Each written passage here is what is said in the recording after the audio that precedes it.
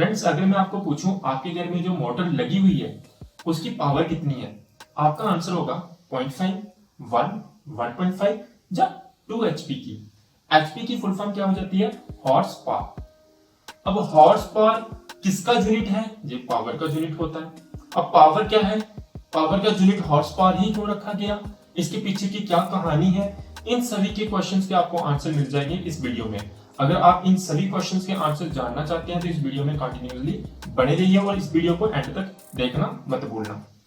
Guys, मेरा नाम है संजय और आप इस समय हो एसके मंडोत्रा जी चैनल पे। और हाँ, अगर अभी तक आपने इस चैनल को सब्सक्राइब नहीं किया तो फटाक से इसको सब्सक्राइब कर दो। इस वीडियो को ज्यादा से ज्यादा शेयर करना और वीडियो को लाइक करना बिल्कुल भी मत भूलना। अगर आप कोई भी ऐसी इंफॉर्मेटिव वीडियो चाहते हो कोई भी टॉपिक के ऊपर, आप कमेंट सेक्शन में नीचे बता दो, मैं उसके ऊपर रिसर्च करके आपके लिए वीडियो बना दूं। सबसे पहले हम बात कर लेते हैं पावर की। पावर को अगर मैं आपको आसान भाषा में समझाऊं तो पावर क्या होती है? एक गिवन टाइम के अंदर कोई भी आदमी या कोई भी मशीन कितना काम कर लेती है उसे हम बोलते हैं पावर। पावर का जो फार्मूला हो जाएगा वर्क पर यूनिट टाइम, यानी वर्क अपॉन टाइम। अच्छा, यहाँ पे टर्म आई है वर्क, तो वर्क को भी समझ लेते हैं वर्क क्या होता है। देखिए, अगर कोई भी बॉडी के ऊपर अगर आप फोर्स लगाते हो, उस फोर्स के कारण कोई बॉडी कितनी डिस्प्लेस होती है तो हमें वो क्या बताएगी? वर्क बताएगी। वर्क बेसिकली अगर मैं आपको मैथमेटिकली बताऊं तो वर्क क्या है? Force into displacement. Force into displacement करेंगे तो आपको क्या मिल जाएगा? वर्क मिल जाएगा। अब हम कहानी सुनते हैं कि ये हॉर्स पावर जो कि पावर का यूनिट है, किस तरह से इसको नाम डाला गया। ये बात है 18th सेंचुरी की। उस टाइम पीरियड में हॉर्सेस की मदद से सारे काम किए जाते थे और उसी टाइम पीरियड में इन्वेंशन होती है स्टीम इंजन की। स्टीम इंजन इन्वेंट किया जाता है जेम्स वाट के द्वारा। जैसे ही स्टीम इंजन एग्जिस्ट में आता है, जितने भी वर्कर थे यानी कि मैन पावर थी वो अगेंस्ट हो जाती है उस स्टीम इंजन के। उनका कहना था ये जो इंजन है इसकी पावर कम है एज कंपेयर टू हॉर्सेस, यानी कि हॉर्स एक दिन में ज्यादा काम करते हैं as compare to that steam engine.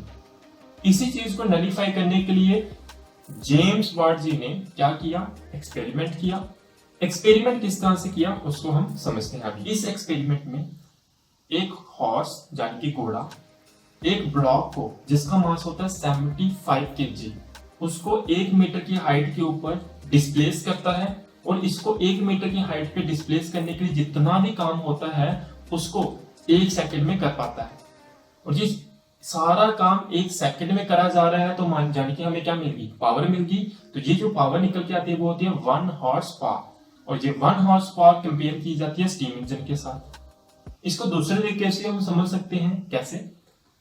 एक मेरे पास बड़ा सा ब्लॉक है जिसका मास है 550 पाउंड और इस ब्लॉक को 1 फीट की हाइट के ऊपर लेकर जाया जाता है हॉर्स के द्वारा और इस ब्लॉक को 1 फीट की हाइट पे लेके जाने के लिए जितना भी काम किया जाता है 1 सेकंड में, जबकि मुझे पावर मिल गई। और ये जो पावर मिलती है ये होती है 1 हॉर्स पावर के बराबर और ये 1 हॉर्स पावर कंपेयर की जाती है आपके स्टीम इंजन के साथ।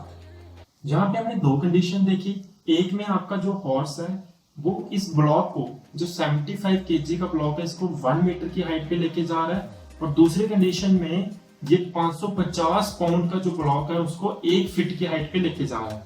जहां से देखने से पता चल रहा है कि जो 1 फीट की हाइट के ऊपर ब्लॉक को लेके गया था ये FPS सिस्टम में काम करता है, यानी कि फुट, पाउंड और सेकेंड। और MKS सिस्टम की बात करनी है तो इस MKS सिस्टम का मतलब हो जाता है मीटर, केजी और सेकेंड। MKS सिस्टम में जो हॉर्स पावर का यूनिट होता है वो उसे हम कहते हैं मैट्रिक हॉर्स पावर और FPS सिस्टम में इसका नाम हो जाता है मैकेनिकल हॉर्स पावर। क्या हो जाता है? Mechanical horse power. 1 horse power किसके बराबर होता है? 745.7 वाट के बराबर in case of mechanical horse power. और मैट्रिक हॉर्स पावर के केस में क्या हो जाता है? 1 हॉर्स पावर किसके बराबर हो जाता है? 735.5 वाट। ये वैल्यू कैसे आ गई इसको हम अभी सॉल्व करते हैं। देखिए होता क्या है, इस कंडीशन में क्या हुआ था? मैट्रिक हॉर्स पावर की कंडीशन में क्या होता है? जो ब्लॉक था 75 kg मास का, इसको कितनी हाइट पे लेके गया? 1 मीटर हाइट पे लेके गया। कौन? हॉर्स। कितने टाइम के अंदर? 1 सेकेंड के अंदर। मैंने जस्ट स्टार्टिंग में तुम लोगों को बताया वर्क किसके बराबर होता है, फोर्स इनटू डिस्प्लेसमेंट। अगर आपको फोर्स के बारे में नहीं पता है तो फोर्स का फॉर्मूला भी बता देता हूँ। फोर्स क्या होती है, मास इनटू एक्सेलरेशन। जहां पे एक्सेलरेशन क्या है, एक्सेलरेशन ड्यू टू ग्रेविटी है, तो यहाँ पे एक्सेलरेशन ड्यू टू ग्रेविटी क्या हो जाएगा, आपकी g हो जाएगी, जिसकी वैल्यू होती है 9.80665। तो f के फॉर्मूला क्या हो जाएगा, mg। और यहां से ये जो ब्लॉक था, ब्लॉक का मास कितना था, 75 kg।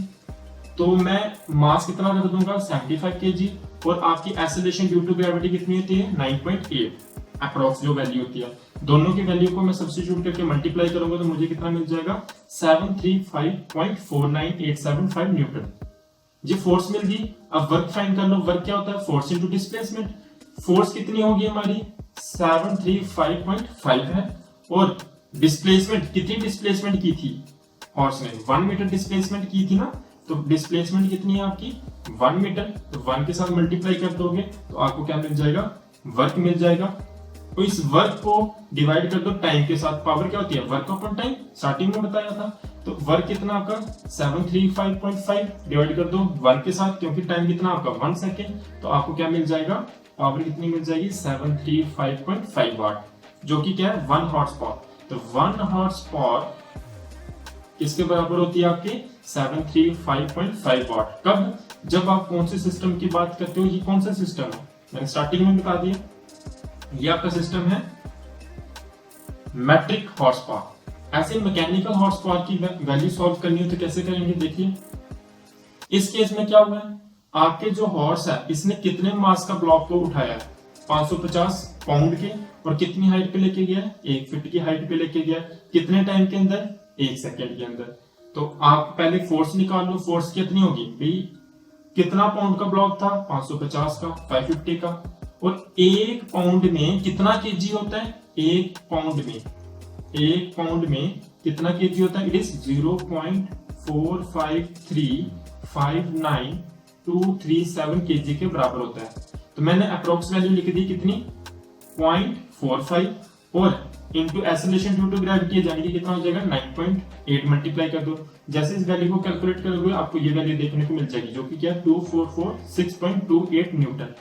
वर्क फाइंड कर लो। वर्क क्या होता है, फोर्स इनटू डिस्प्लेसमेंट। इस केस में डिस्प्लेसमेंट कितनी हुई है, 1 फीट, और 1 फीट किसके बराबर होता है, 0.3048 के बराबर। तो मैंने क्या कर दिया, फोर्स को और डिस्प्लेसमेंट को मल्टीप्लाई कर दिया, मीटर में कन्वर्ट, एमटीएस सिस्टम में कन्वर्ट करके। तो आपको वर्क कितना मिल जाएगा, 74.745.6 जॉल मिल जाएगा। अब पावर क्या होती है, वर्क अपॉन टाइम होता है। तो पावर कितनी हो जाएगी हमारी, 745.6 डिवाइडेड बाय 1, जो कि हमारी क्या मिल जाएगी, 745.6, जो कि अप्रोक्सीमेटली हम बोलते हैं 746 वाट। और ये 1 हॉर्स पावर है। तो 1 हॉर्स पावर किस केस में, आपके कौन सा सिस्टम, मैकेनिकल हॉर्स पावर जो होती है वो कितनी होती है आपकी, 745.7 वाट, जब अप्रोक्सीमेटली कितने बोल देते हैं हम, 746 वाट बोल देते हैं। ये होगी आपकी इसकी वैल्यू। तो जनरली यही वैल्यू यूज की जाती है आपकी जितनी भी आपकी मशीन्स वगैरह होती हैं, जो कि होती है 1 horse power is always equal to 746 watt के बराबर होती है। जी किस तरह से कैलकुलेशन की है ये आपको समझ आ गई होगी। अब जो आपके घर में मोटर लगी हुई है, अगर उसके ऊपर 0.5 HP लिखा हुआ है, तो आप अगर आपको उसको वाट में कन्वर्ट करना है तो आप क्या कर दोगे, 0.5 को मल्टीप्लाई कर दोगे 746 के साथ, तो आपको पता चल जाएगा कि आपके घर में कितनी वाट की मोटर लगी हुई है। फॉर एग्जांपल आपके घर में 1.5 HP की मोटर लगी हुई है, तो आप क्या कर दोगे, 1.5 को मल्टीप्लाई कर दोगे किसके साथ, 746 के साथ, तो आपको पता चल जाएगा आपके घर में कितनी वाट की मोटर लगी हुई है। आई होप आपको ये वीडियो अच्छे से समझ आई होगी। अगर आपको वीडियो अच्छी लगी है तो इसको लाइक करो, वीडियो को ज्यादा से ज्यादा शेयर करना, नीचे कमेंट करो अगर आपको कुछ समझ, कोई क्वेश्चन समझ नहीं आया है, और अगर आपको कोई न्यू वीडियो चाहिए ऐसी ही तो वो भी कमेंट करके मुझे बता सकते हो। इस वीडियो में मैं इतना ही रखता हूं। Bye bye, have a nice day.